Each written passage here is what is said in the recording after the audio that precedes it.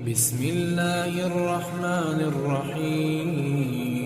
عزیزان گرامی وقار، نوجوان کو یہ چاہیے کہ حضور صلی اللہ تعالیٰ علیہ وسلم کے اخلاق پر اگر وہ چلنا چاہے تو میرے نبی سے پوچھے، آقا سب سے زیادہ برکت کون سے نکاح میں ہے؟ حضور نے فرمایا ان اعظم النکاح برکتا ایسرہ مؤنتا، او کما قال رسول اللہ صلی اللہ علیہ وسلم۔ میرے آقا صلی اللہ تعالیٰ علیہ وسلم کی حدیث ہے، فرماتے ہیں سب سے زیادہ اس نکاح میں برکت ہوگی جس نکاح میں خرچہ کم کیا گیا ہو۔ حضور پاک صلی اللہ علیہ وسلم نے فرمایا۔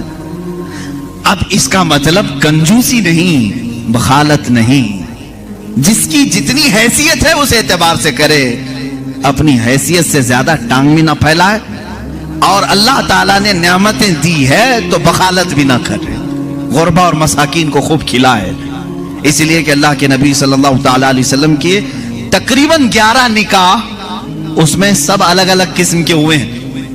جب حضرت خدیجہ سے نکاح ہوا تھا، حضور کی عمر 25 سال کی تھی اور آپ تجارت کر رہے تھے اور تجارت کا مال تھا، آپ صلی اللہ تعالیٰ علیہ وسلم نے جو نکاح فرمایا اس میں لوگوں کی دعوت بھی ہوئی۔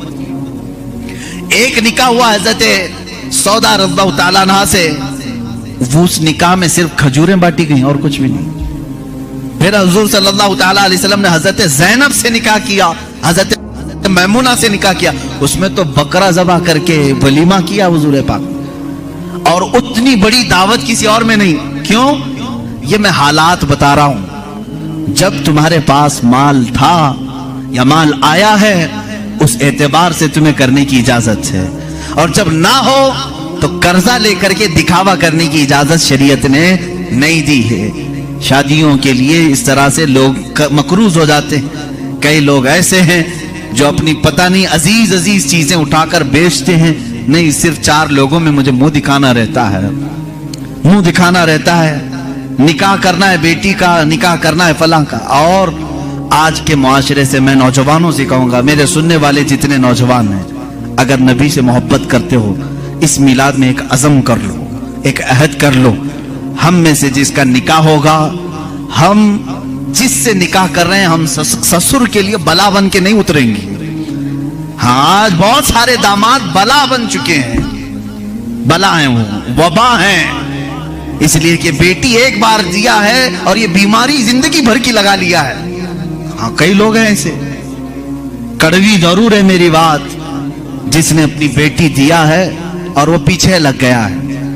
کل ہی ایک خاتون میرے پاس آئی، شادی ہو کر کے اس کے 9 سال ہوئے ہیں، بچے بھی ہیں، وہ روتی ہوئی آئی، کہہ رہی ہے کہ میری ماں، اس کی ماں بیوہ ہے، اس کے باپ کا انتقال ہو چکا تھا برسوں پہلے، اور برسوں پہلے میرے باپ کی جو پراپرٹی تھی خاندانی، وہ میری بیوہ ماں کو ملی ہے، وہ کچھ لاکھ روپے آ گئے ہیں، اور جیسے ہی میرے گھر میں معلوم ہوا ہے، شوہر نے مجھے باہر نکال کے گھر بھیجا ہے، جا تیری اماں کو جو پراپرٹی میں ملا ہے اس میں سے 2 لاکھ مانگ کے لے کے آ۔ معاذ اللہ رب العالمین، بھکاریوں سے کیوں شادی کرتے ہو؟ اس طرح کے لوگ جو اپنی عورت پر اپنا محل سجانا چاہتے ہیں، ان کی حیثیت بہت ذلیل ہے، بہت ذلیل۔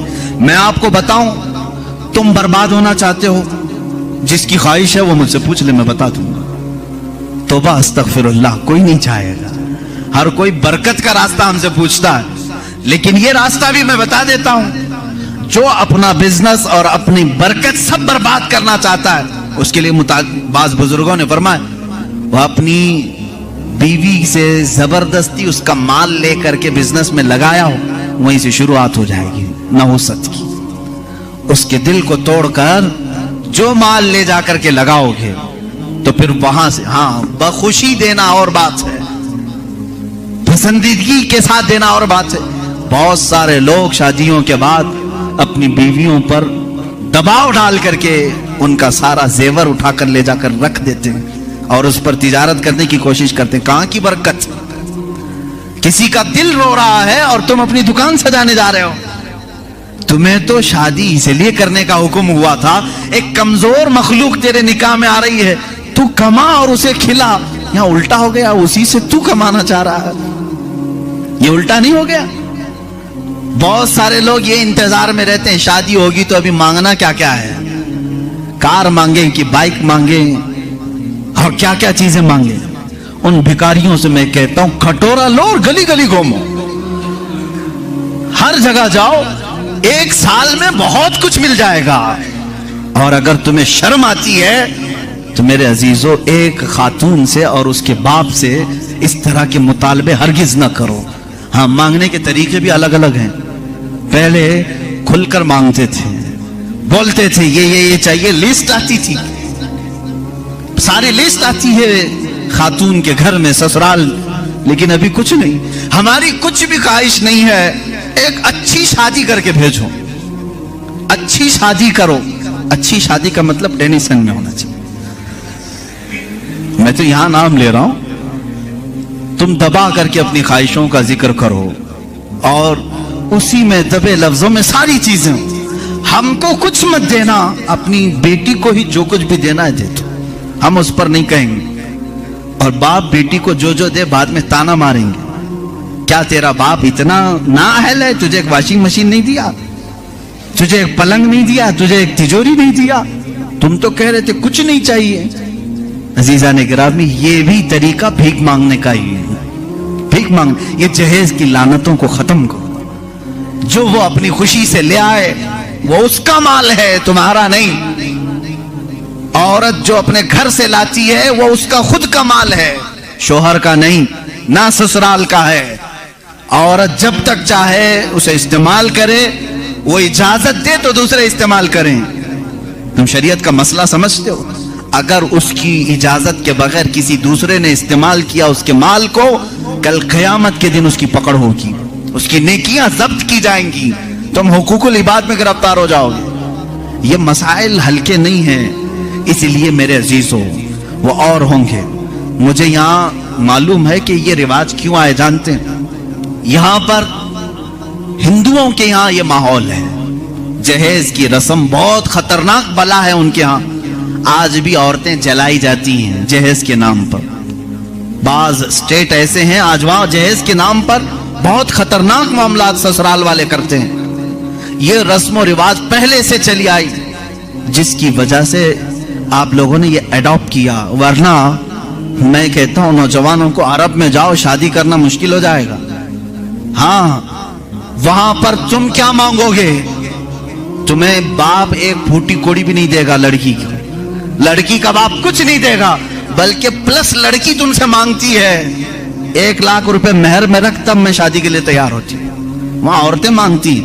सऊदी में तो आधा किलो पाव किलो सुन्ना मेहर में देना पड़ता है। बेचारे कितने नौजवान ऐसे कमाते कमाते मेहर की रकम 40 साल के हो जाते। बाहर वहां अरब में आज भी ये रिवाज, औरत का हक है मांगना, मर्द क्या मांगेगा? यहां जो हमारा माशरा बदला है उसकी वजह हमारी सोहबत है, जो देख रहे हैं हम इधर उधर। ये सोहबत का असर है जो तुम्हारे यहां जहेज की लानत आ गई। इसे निकालो अपने हाथ से, और किसी भी औरत के घर उसके बाप पर बला बन करके नाजिल ना हो।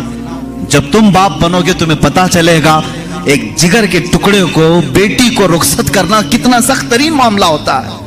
मेरे अजीजों, जिन बच्चियों को हम अपने गोदों में पाले होते हैं, उन्हें बड़ी किए होते हैं, उन्हें पढ़ाए होते हैं, खिलाए होते हैं, हर ईद बकरीद पर उन्हें पहनाए होते हैं, इन नन्ही सी कलियों को जब बाप रुखसत करता है तो उसका कलेजा टूट जाता है। फिर तुम जानते नहीं, उसके घर से पूरी की पूरी जात लेकर के आ रहे हो, फिर उस पर प्लस तुम्हें और माल भी चाहिए, पैसे भी चाहिए। क्या ये रिवाज हमारे यहाँ नहीं है? रस्म करो तो लड़की के घर में, शादी करो तो लड़की के घर में। पूरे इस कार्यक्रम में सिर्फ वलीमा एक ही है जो मर्द के घर में होता है, बाकी क्या है? सब औरत के घर में करना है। बच्चा हो जाए चिल्ला उसके घर में। हाँ, जितने भी रस्म है, अरे शादी की तारीख फिक्स करनी है, तुम अपने घर में भी तो करा सकते थे, नहीं लड़की के घर में ही करेंगे जाके। जब जब जाएं पूरे खानदान को लेकर उतर जाएं, राशन खत्म हो जाए। ये बला नहीं है तो और क्या है? घर के किचन पर मुसीबत नाजिल होती है हर महीने 2 महीने में। ये इस तरह की हरकत किसी एक घर के साथ जो हो रही हैं, इस सिलसिले को कब खत्म करें?